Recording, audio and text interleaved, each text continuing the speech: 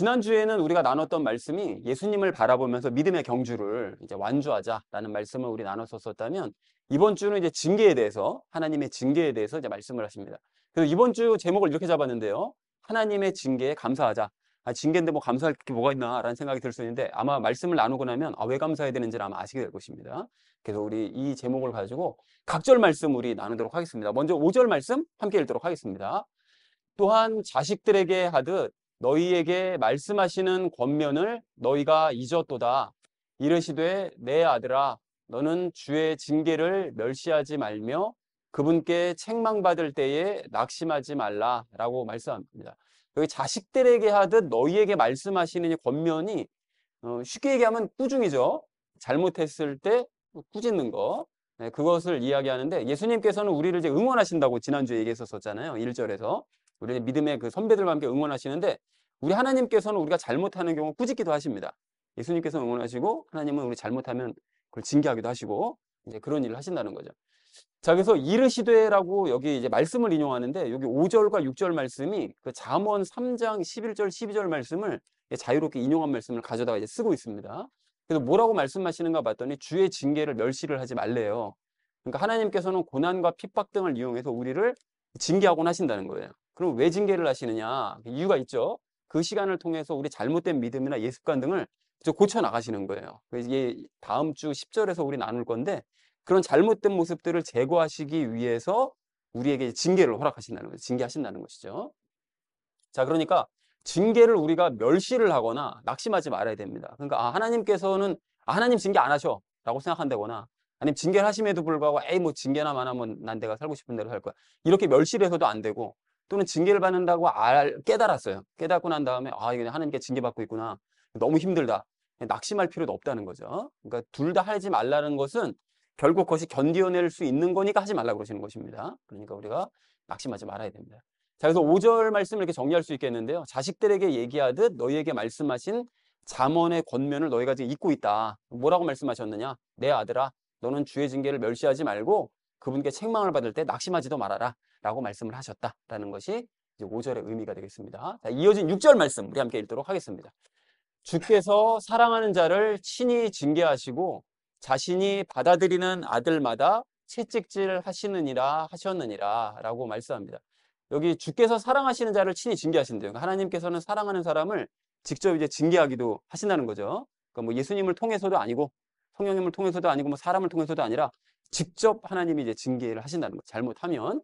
자, 그리고 자신이 받아들이는 그 자식마다 채찍질 하신답니다. 그러니까 자녀로 받아들인 자들을 채찍질하기도 하신대요. 그러니까 심하게 좀 징계를 하신다는 거죠. 강하게 하실 때는 강하게 하신다라고 이제 말씀을 합니다. 그 우리 왜 잠언에 따른 그런 말씀도 있죠. 자식에게 채찍질하기를 아까워하지 말아야 된다. 그래야 이제 바른 길로 가니까 그거를 이제 두려워하지 말아야 된다라는 말씀도 있는 것처럼, 하나님께서 몸소 그 일을 실천하시는 거죠.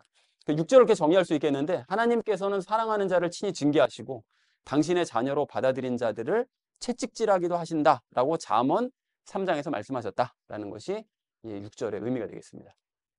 자, 이어진 7절 말씀 우리 함께 읽도록 하겠습니다.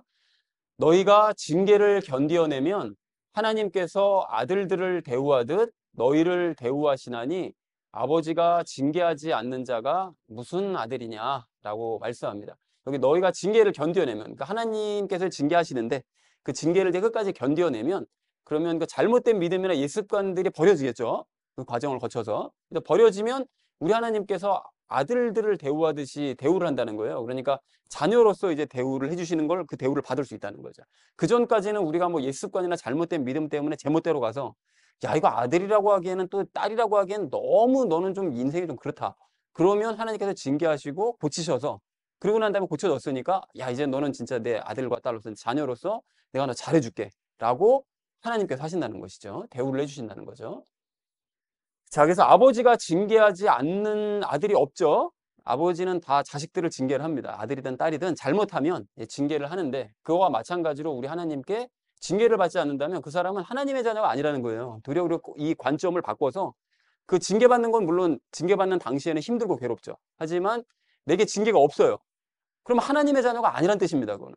그러니까 거꾸로 얘기해서 내가 하나님의 징계를 받고 있다면, 야, 나 하나님의 자녀가 확실하구나 라는 것을 가지고 도리어 희망을 가질 수 있다는 것이죠. 이제 그 마음을 가져야 된다라고 바울이 얘기하고 있습니다. 그래서 7절을 이렇게 정리할 수 있겠는데요. 너희가 하나님의 징계를 끝까지 견디면 하나님께서는 너희를 자녀로서 대우해 주신다. 그러므로 하나님께 징계를 받지 않는 사람은 하나님의 자녀라고 할 수 없다라는 것이 7절의 의미가 되겠습니다. 자, 마지막 8절 말씀 우리 함께 읽도록 하겠습니다.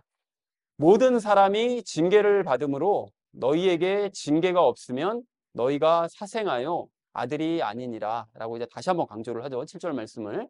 자, 그래서 모든 사람이 징계를 받는데요. 11장의 믿음의 선배들을 보면 전부 다 징계받았잖아요. 힘들고 어려운 일들을 겪었는데 그 모든 것들이 사실은 그 핍박을 견뎌낸 그런 모습들을 얘기하고 있지만 그 핍박도 사실은 그 본인을 더욱 거룩한 사람으로 새 예루살렘에 들어가기 합당한 사람으로 만드시기 위한 그 핍박을 이제 방편으로 사용하셨기 때문에 그 믿음의 선배들은 물론이고 심지어 예수님마저 징계를 받으셨습니다. 예수님이 언제 받으셨죠?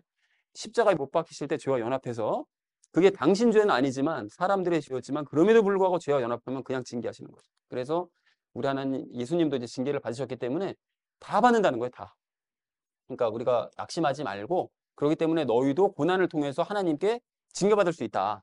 이 사실을 이제 기억하자는 거죠.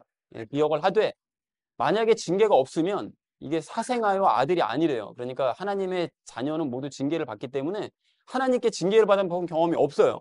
그러면 그 사람은 사생하여 하나님의 자녀가 아닙니다. 그래서 가끔 뭐 이런 그 연세 드신 분들에게 기도하실 때 뭐 젊어서부터 기도하는 게 저는 좀 그 하나님의 징계나 고난을 좀 피하게 돼. 이러고 반복적으로 기도하시는 분 계시거든요. 그래서 계속 피합니다. 진짜 하나님께서 그래서 어느 순간서부터 정말로 징계 안 내리시거든요. 이렇게 되면 그 사람은 나이 들어서까지는 하나님의 징계 한 번도 안 받아봤어. 이러면 두려워야 됩니다. 하나님의 자녀가 아니기 때문에 그럴 수 있다는 거예요. 그걸 봐주시는 게 아니라 하나님의 자녀면 징계를 받는 게 당연하다는 것입니다. 그러니까 징계를 피하는 것이 좋은 게 아닙니다. 자, 그래서 8절을 이렇게 정리할 수가 있겠는데요. 하나님의 자녀라면 모든 사람이 예외 없이 다 징계를 받는다. 그렇기 때문에 하나님께 징계를 받은 적이 없다면 그 사람은 하나님의 자녀라고 할 수 없다라는 것이 8절의 의미가 되겠습니다. 자, 그래서 오늘 본문 말씀을 정리할 수 있겠는데요. 너희가 잠언의 권면을 좀 잊었는데 잠언에서는 내 아들아 너는 하나님의 징계를 멸시하지 말고 낙심하지도 말아라. 하나님께서는 사랑하는 자를 친히 징계하시고 아들로 받아들이는 자마다 채찍질하신다 라고 말씀을 하셨다. 그러니까 이게 우리에게도 똑같이 적용된다. 하나님께서 우리에게 똑같이 적용하시는데 이러한 하나님의 징계를 너희가 견뎌내면 하나님께서는 그를 비로소 자식으로서 대우를 해주신다. 잘해주신다. 그러니까 이처럼 하나님의 자녀들은 모두 징계를 받기 때문에 하나님의 징계를 받지 않는 사람은 하나님의 자녀라고 볼 수 없다. 그러니까 징계를 당연시하고 그 징계를 받고 난 다음에 도리어 하나님의 그 징계로 말미암아 너희가 기쁘고 감사하는 그런 삶을 살도록 하여라 라는 것이 오늘 본문의 의미가 되겠습니다.